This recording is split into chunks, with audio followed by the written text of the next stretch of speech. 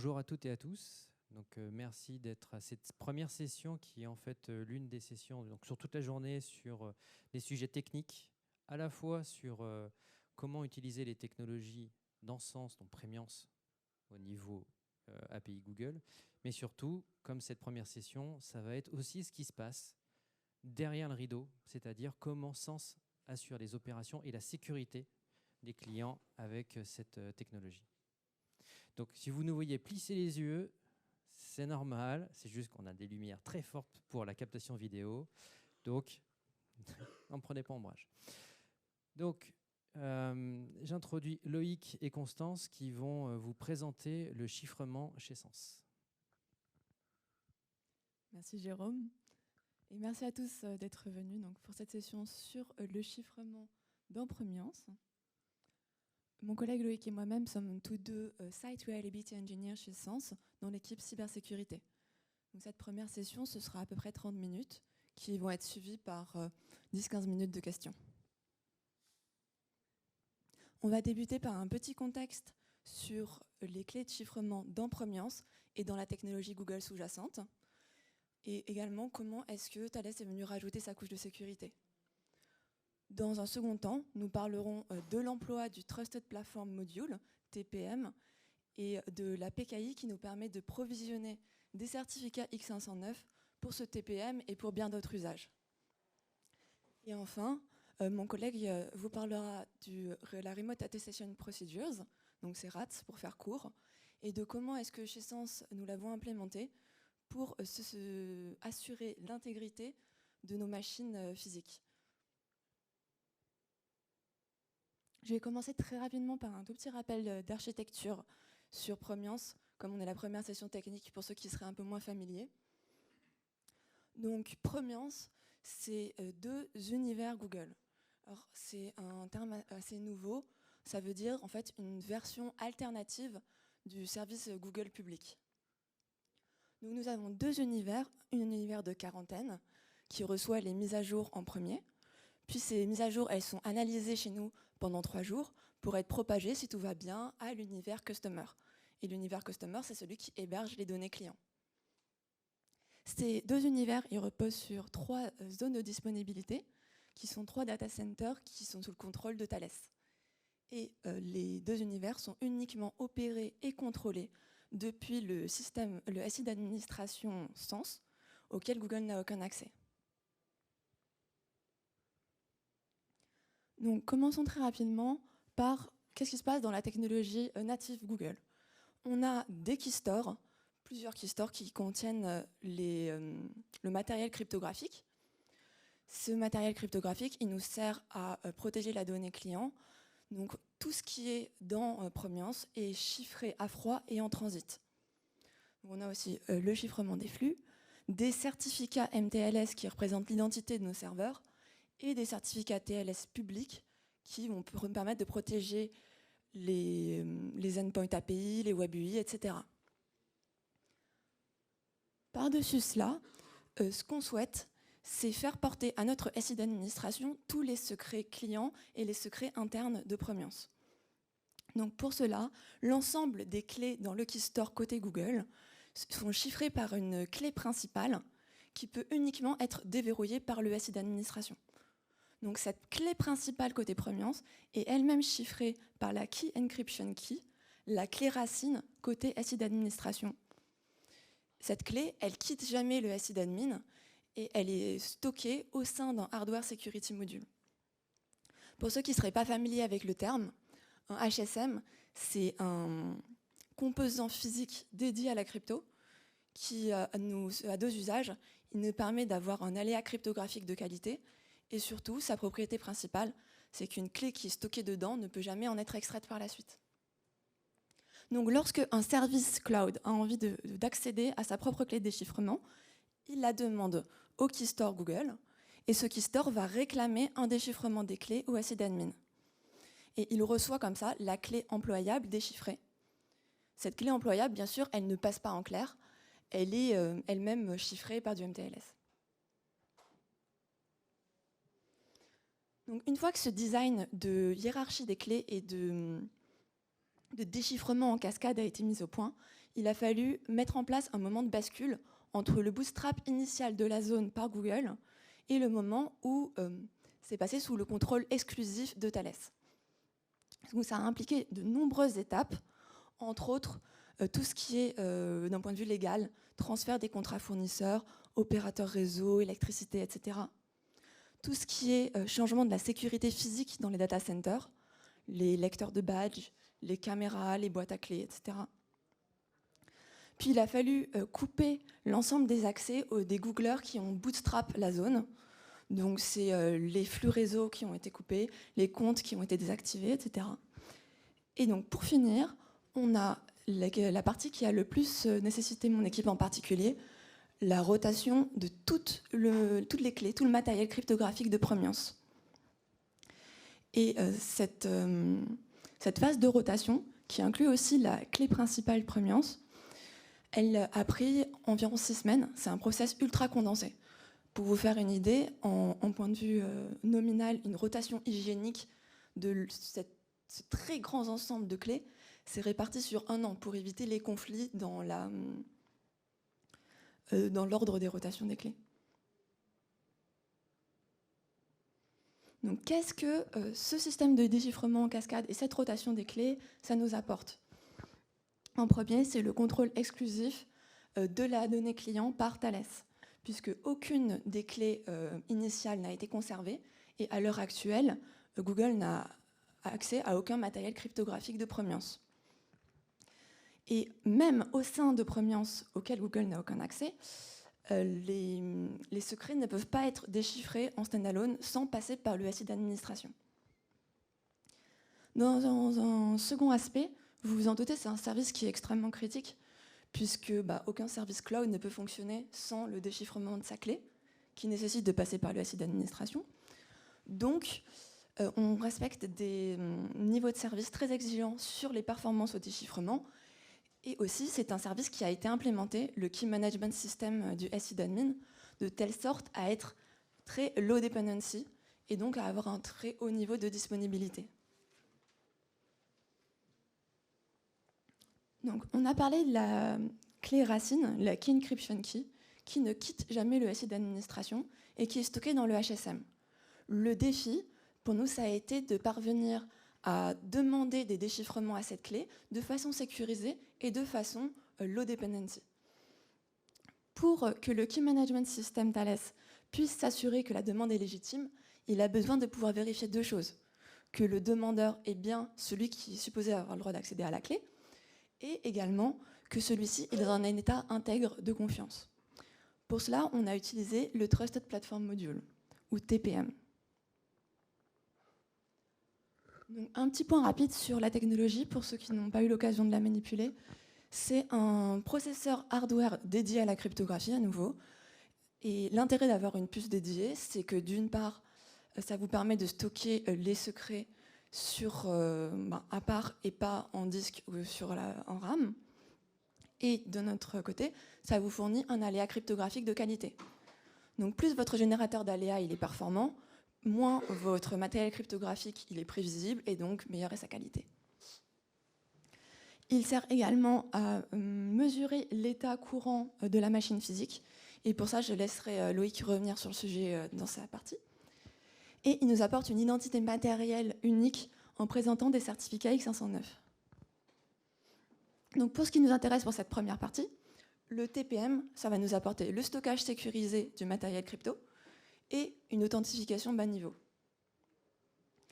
Les clés du TPM, donc, on en a 3 principales. La Endorsement Key, sa spécificité, c'est qu'elle ne peut pas être renouvelée tout au long de la vie du TPM. Elle est spécifique à ce matériel physique et elle garantit son authenticité. On lui associe un certificat X509 qui est basé sur ces biclés et ça nous permet de le relier à l'autorité de certification Sens et de prouver que ce matériel il est connu de Sens. On a également la Storage Root Key qui est celle qui est employée afin de chiffrer tout le reste de la donnée au sein du TPM et la Attestation Key qui est celle qui permet de signer des demandes d'attestation que vous présentera Loïc par la suite.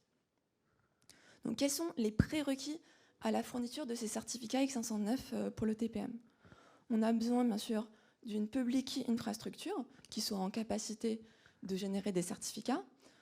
Dedans, on a besoin d'autorités de certification qui soient en capacité de signer les demandes de cert.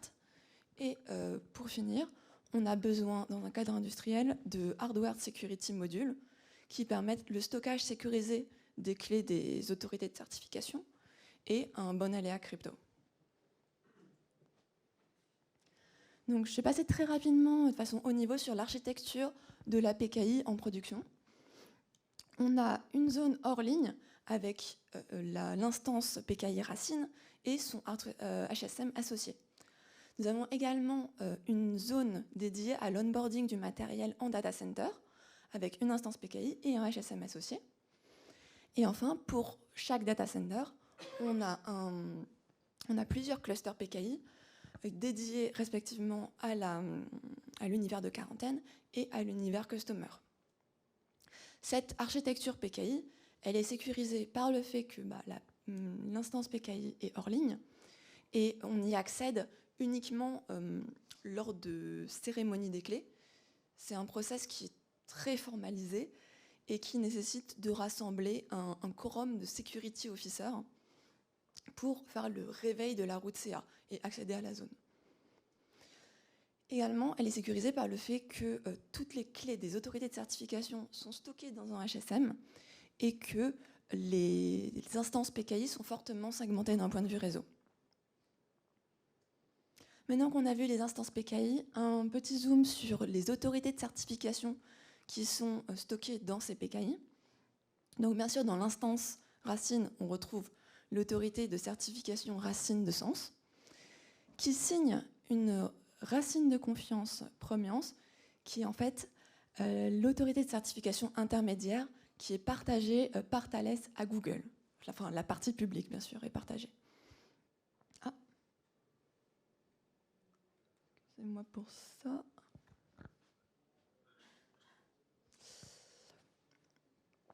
Et donc, la racine de sens, elle signe également une autorité intermédiaire dédiée à l'onboarding offline.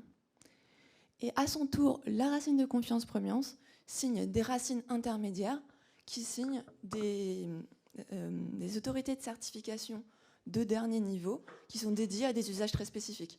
On trouve par exemple l'autorité de certification qui représente l'identité MTLS des serveurs, celle qui gère les certificats VPN et SSH des opérateurs SaaS, celle dédiée au Kubernetes as a Service, etc.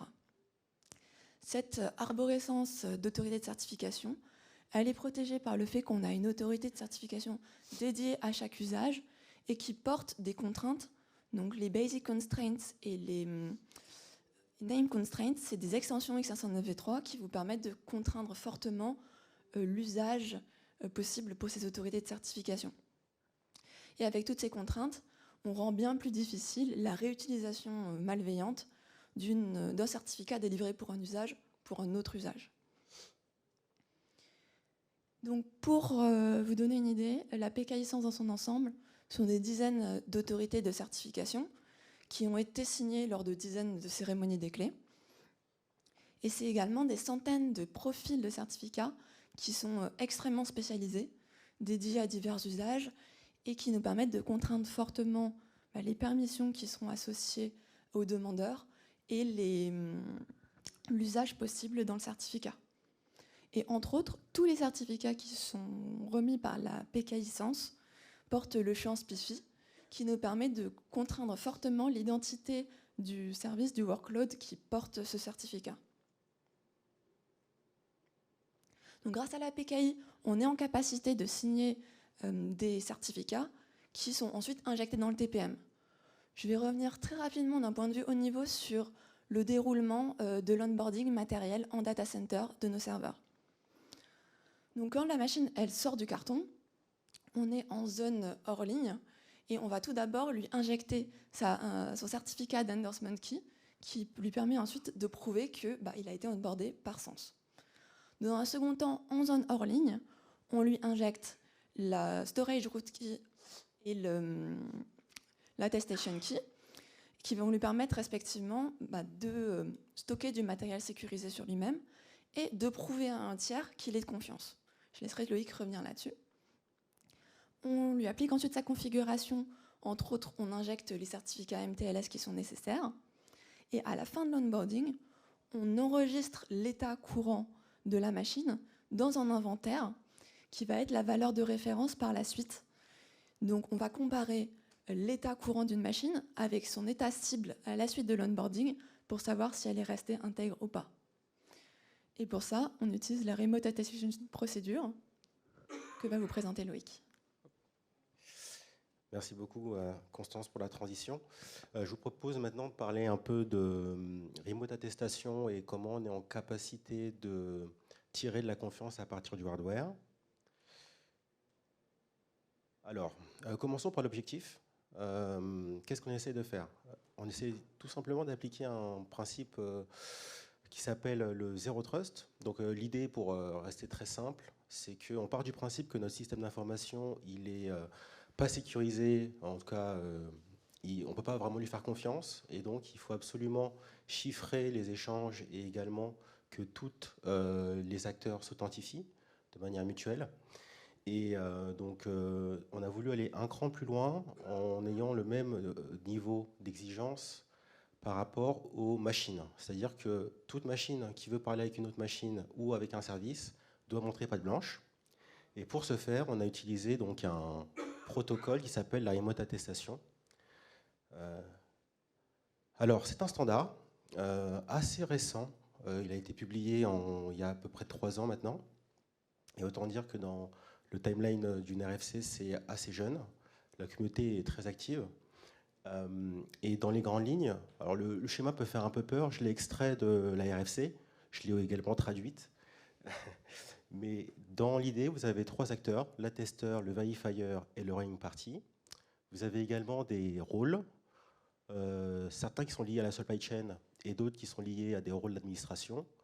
Vous avez énormément de messages qui sont transmis d'un acteur à l'autre. Mais n'ayez pas peur, globalement, ça reste un principe assez simple et je vous propose de vous l'expliquer rapidement. Donc, qu'est-ce qu'on essaie de faire? Alors, on a une machine qui veut communiquer avec une application. Donc, par machine, j'entends vraiment quelque chose de très généraliste, c'est-à-dire que votre machine, ça peut être un serveur, ça peut être un laptop, ça peut être un objet de domotique dans l'absolu. Et cette machine veut parler à une application. Et l'application, qu'est-ce qu'elle veut? Elle veut s'assurer que cette machine est dans un état intègre. Donc, pour ce faire, elle va déléguer la vérification à ce qu'on appelle un verifier. C'est lui qui va vraiment porter cette logique et qui va soumettre la machine à un certain nombre de challenges. Donc, dans notre cas, chez Sens, on repose sur le TPM. Voilà, c'est mieux. Juste ici, qui stocke des mesures. Et donc, ce verifier, il va s'appuyer sur 2 sources de vérité. La première étant l'inventaire de machines dont Constance a un peu parlé tout à l'heure, et également des mesures de référence, c'est-à-dire les mesures connues, et on s'attend à ce que la machine les ait.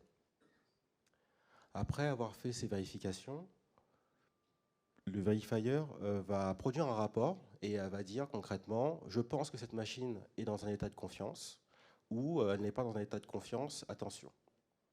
Et ça va être à la machine, à l'application de faire les bonnes opérations.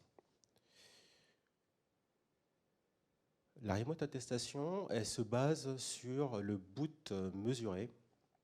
Donc si on rentre un peu dans le détail, le boot c'est quelque chose d'assez complexe lorsqu'on rentre dans le détail.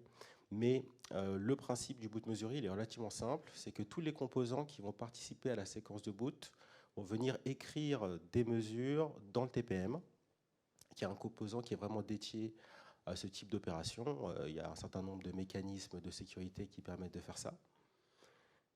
Et à la fin du boot, on va avoir 24 mesures qui seront stockées dans le TPM et elles vont donner un état par rapport à la machine au moment où elle a démarré.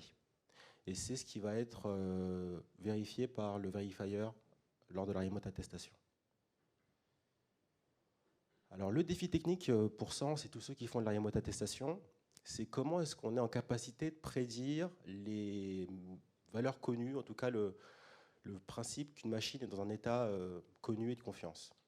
Alors pour répondre à cette problématique, on a utilisé le rasoir à deux lames, c'est-à-dire qu'on a donc deux stratégies complémentaires. La première, c'est qu'on construit l'intégralité de nos OS, que ce soit au niveau des machines, des serveurs et des laptops. Et notre deuxième sécurité, c'est que, alors si on revient un peu par rapport à la slide précédente, les mesures, elles sont vraiment liées au boot. Donc si, lorsque votre machine démarre, un opérateur peut installer n'importe quoi dessus, ça n'a pas grand intérêt. Donc l'idée, c'est de se baser sur des images immutables. Donc c'est vraiment des images qui sont en lecture seule. On peut partir du principe qu'elles sont un peu hardennées, et ça nous donne un certain nombre de garanties sur le fait que lorsqu'on va mesurer la machine, elle sera dans un état très proche du moment où elle a booté. Alors, je vais vous présenter rapidement notre process de release. Alors c'est une vue très simplifiée, mais déjà la première idée, c'est que toutes nos machines, enfin tous nos OS sont exprimés as code. Donc on utilise NixOS pour ceux qui connaissent, et ça nous permet vraiment as code de définir vraiment le comportement de l'OS. Donc c'est stocké dans un repo Git, tout le monde, enfin les personnes habilitées peuvent regarder un peu comment est défini un OS, peuvent y contribuer, il y a des revues de code. Et lorsque on part du principe qu'un OS est suffisamment stable et qu'on peut faire une release, ça va lancer un build qui va donc construire l'image, produire l'ISO, et cet ISO sera ensuite publié au serveur de mise à jour. Et en parallèle, on a un autre job qui, lui, va avoir pour mission de produire les prédictions, donc l'état qu'on s'attend qu'est la machine par rapport à cette version, et elle va également être publiée pour que le verifier puisse la récupérer. Alors, qu'est-ce qu'une prédiction ? Dans les grandes lignes, c'est la somme de deux choses. Ça va être des mesures hardware, donc vraiment spécifiques à une machine. Vous pouvez avoir une machine qui sort de la même usine avec le même modèle. Il y aura certaines mesures qui dépendent vraiment d'un composant de la machine qui lui est unique. Et lors de notre phase d'onboarding, on va extraire ces mesures hardware. Et ensuite, on a des mesures software qui, elles, sont vraiment liées à la version d'un OS donné. Donc si vous avez 20 machines qui ont la même version d'OS, elles vont avoir les mêmes mesures. Et on a construit donc un outil maison qu'on appelle Augure, qui a pour objectif de fusionner ces deux types de mesures pour en produire qu'une seule qui sera vérifiée par le verifier. Pour que vous ayez un peu une idée de à quoi peut ressembler une prédiction, c'est donc un JSON. Ce qui est intéressant, c'est cette partie-là où pour les 24 mesures qui sont dans le TPM, on est en capacité de produire la mesure qui est attendue.